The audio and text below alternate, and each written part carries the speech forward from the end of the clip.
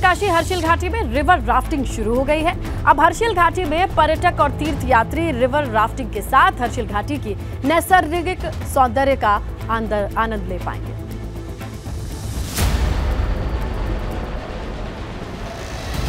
ये लहरों पर रोमांच का सफर है। उत्तरकाशी की हर्षिल घाटी में पहली बार रिवर राफ्टिंग की शुरुआत हुई है, इसलिए इससे जुड़े लोग खुश हैं। अब सैलानी और साहसिक खेलों के शौकीन हर्षिल घाटी में रिवर राफ्टिंग का लुत्फ उठा सकेंगे। उत्तराखंड पर्यटन विकास परिषद की तरफ से रुद्रप्रयाग की कंपनी को राफ्टिंग की इजाजत दी है। राफ्टिंग कंपनी ने हर्षिल में राफ्टिंग का संचालन शुरू कर दिया है। यहाँ 30 जून तक राफ्टिंग होती रहेगी।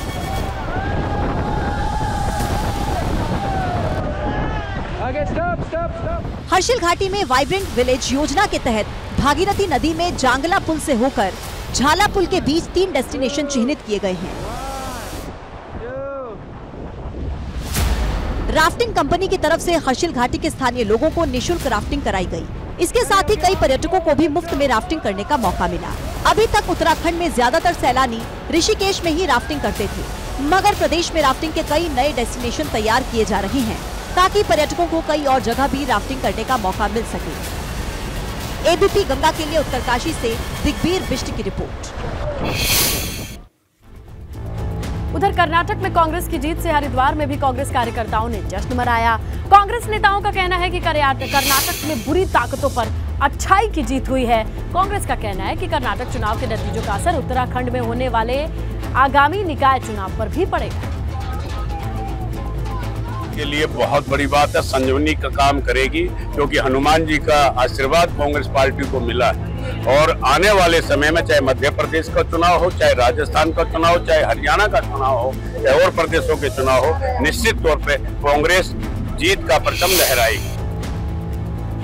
तो कांग्रेस की जीत कर्नाटक चुनाव में देश भर में अगर देखा जाए तो कांग्रेस कार्यकर्ताओं में जश्न का माहौल है। देहरादून में भी कांग्रेस कार्यकर्ताओं ने जीत का जश्न मनाया। कांग्रेस का कहना है कि कर्नाटक चुनाव के नतीजों से पार्टी कार्यकर्ताओं का मनोबल ऊंचा हुआ है। इससे बाकी राज्यों में होने वाले चुनाव में भी कांग्रेस को फायदा होगा।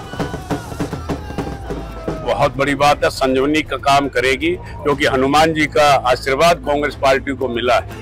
और आने वाले समय में चाहे मध्य प्रदेश का चुनाव हो, चाहे राजस्थान का चुनाव हो, चाहे हरियाणा का चुनाव हो, चाहे और प्रदेश।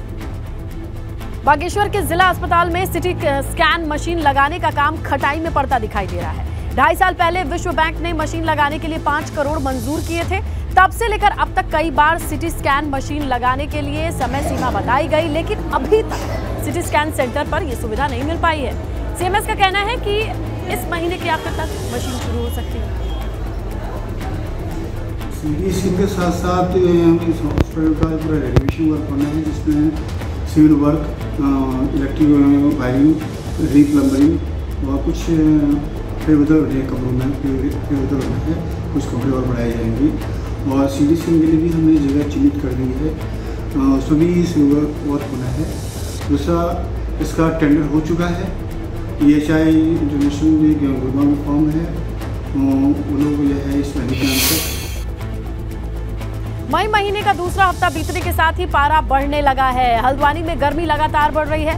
सड़क सुनसान नजर आ रही है। लोग सुबह और शाम के वक्त ही घरों से बाहर निकलने की हिम्मत जुटा पा रहे हैं। हल्द्वानी में तापमान की बात करें तो 35 डिग्री के आसपास बना हुआ है।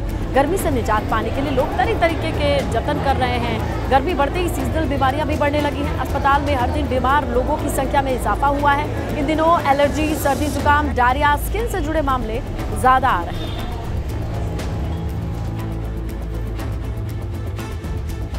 पर डे कम से कम 800 से लेके 1000-1200 तक वेरी करते हैं ओपीडी में। वीकेंड्स में कम हो जाते हैं और वीक के शुरुआत में ज़्यादा पेशेंट आते हैं। उसमें सर्दी ज़ुकाम के पेशेंट हमारे ज़्यादा है इस समय, 30-40 पर डे लगभग पड़े, और लगभग इतने ही बच्चे भी आते हैं। बासी खाना न खाएं, बहुत ठंडा पानी न पिएं, और हाथ सफाई, साफ सफाई का ध्यान रखें।